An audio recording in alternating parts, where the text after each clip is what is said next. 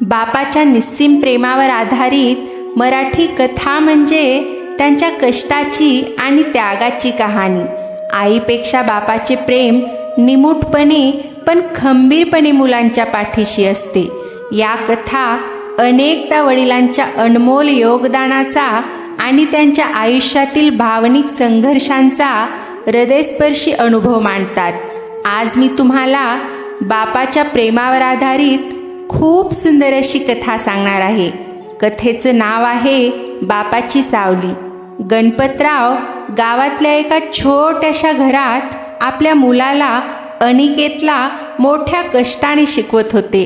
त्यांच्या अंगावर जुने कपडे आणि पायात कातड्याचे फाटके जोडे असत, पण अनिकेतच्या शिक्षणात त्यांनी कधीच कसर सोडली नाही.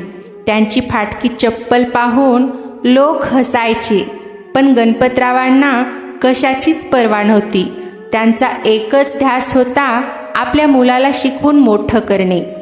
एकदा अनिकेतला शहरात शिक्षणासाठी खूप पैशांची गरज लागली. गणपतरावांकडे पैसे नव्हते. त्यांनी आपल्या हक्काची एक छोटी जमीन विकली आणि मुलगा शिकला पाहिजे म्हणून सर्व पैसे अनिकेतला दिले. अनिकेत शिकून मोठा इंजिनियर झाला.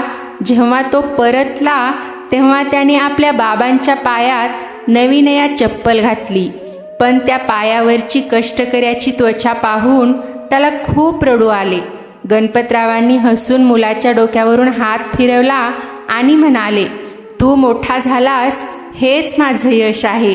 कथेचा सारांश, बाप हा मुलासाठी घराचा कणा असतो.